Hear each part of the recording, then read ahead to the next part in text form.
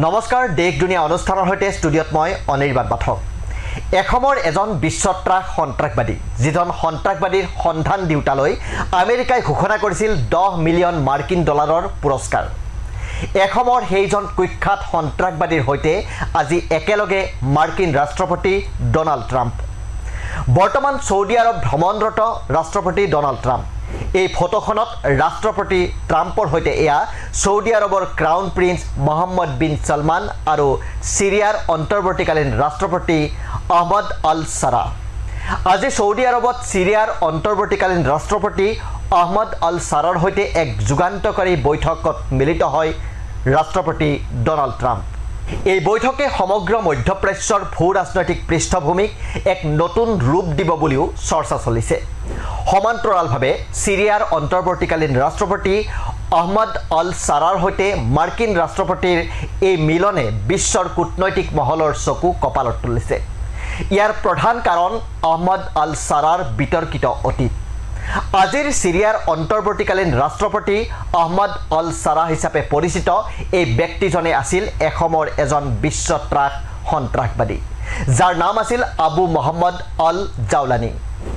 এখমত এইজন ব্যক্তিকে ৰাষ্ট্ৰসংঘ আৰু আমেৰিকা উভয়ে বিশ্বব্যাপী সন্ত্ৰাসবাদী হিচাপে তালিকাভুক্ত কৰিছিল প্ৰায় দুটা দশক ধৰি আল কায়দা আৰু আইসিছৰ দৰে সন্ত্ৰাসবাদী নেটৱৰ্কৰ ভিতৰত আল জাওলানী আছিল এক গুৰুত্বপূৰ্ণ ব্যক্তি ৰাষ্ট্ৰসংঘৰ নিৰাপত্তা পৰিষদৰ আইসিছ আৰু আল কায়দা নিষেধাজ্ঞা সমিতিয়ে 2013 চনত তেওঁক সন্ত্ৰাসবাদীৰ বিত্তীয় সাহায্য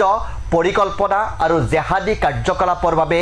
নিযুক্তিৰ হৈতে জড়িত হোৱাৰ উদাহৰণ দি তেওঁক বিশ্বব্যাপী সন্ত্ৰাসবাদী বুলি ঘোষণা কৰিছিল নিৰাপত্তা পৰিষদৰ নিষেধাজ্ঞা কমিটিৰ মতে আল জাওলানীয়ে আল কায়দাৰ প্ৰাক্তন নেতা আইমান আল জাৱাহিৰীৰ হৈতে ঘনিষ্ঠ আছিল আৰু পাছলৈ আইসিছৰ মুৰব্বী আবু বকৰ আল বাগদাদীৰ সহযোগী হৈ পৰিছিল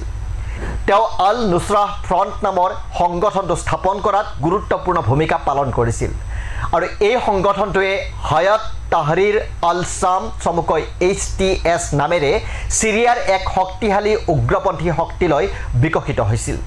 2011 চনত সিৰিয়াত আৰম্ভ হোৱা দেশখনৰ শাসনাধীষ্ঠ বাছাৰ আল আসাদ বিৰোধী বিদ্ৰোহে এক নিষ্ঠুৰ গৃহযুদ্ধলৈ ৰূপান্তৰিত হোৱাৰ লগে লগে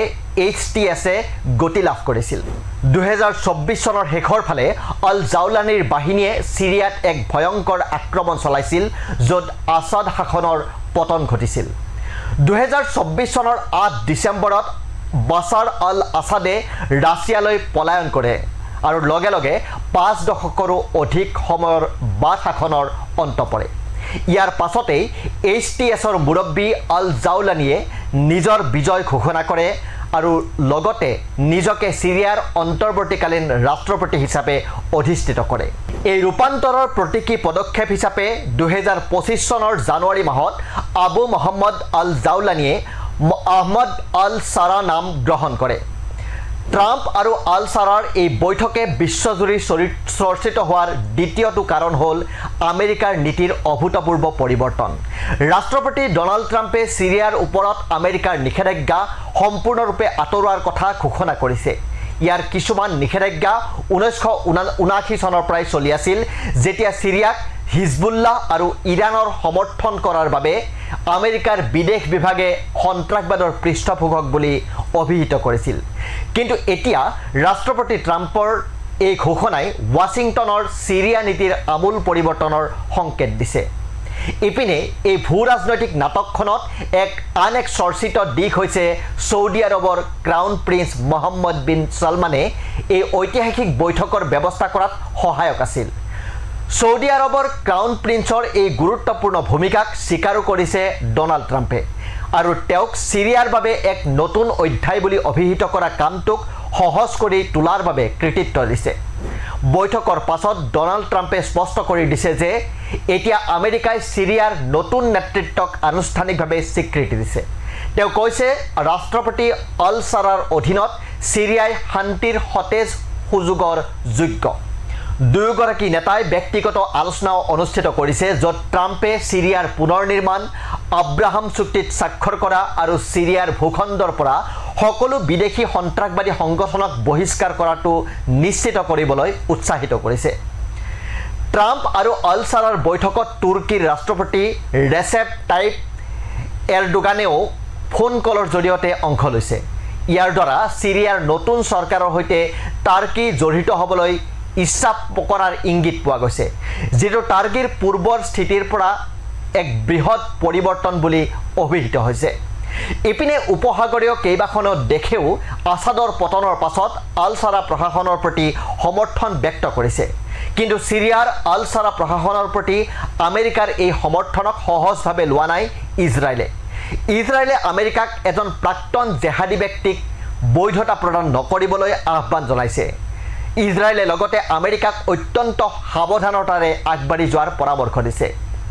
যি কি নহওক আমেৰিকাই সিৰিয়াৰ বিৰুদ্ধে নিষেধাজ্ঞা উঠাই লোৱা আৰু কূটনৈতিক স্বীকৃতি দিয়াৰ লগে লগে পশ্চিম এছিয়াত এক নতুন ৰাজনৈতিক যুগৰ সূচনা হোৱা যেন অনুভৱ হৈছে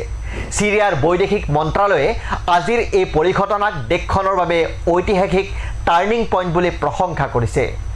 দামাস্কাছৰ পৰা এটা বিবৃতিত লিখিছে এই সিদ্ধান্তই সিৰিয়াৰ বাবে স্থিতিশীলতা আত্মনিৰ্ভৰশীলতা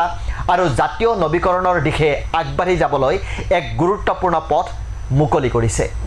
একে সময়তে এতিয়া চৰ্চিত হৈছে আহমদ আল সাৰাৰ আচৰিত ধৰণৰ ৰূপান্তৰ এজন বিশ্বত্ৰাস সন্ত্ৰাসবাদীৰ পৰা আন্তঃৰাষ্ট্ৰীয় স্বীকৃতিপ্ৰাপ্ত সিৰিয়ান নেতালৈ যেটো আধুনিক ৰাজনৈতিক ইতিহাসৰ অন্যতম বিপৰীতমুখী নাটকীয় পৰিৱৰ্তন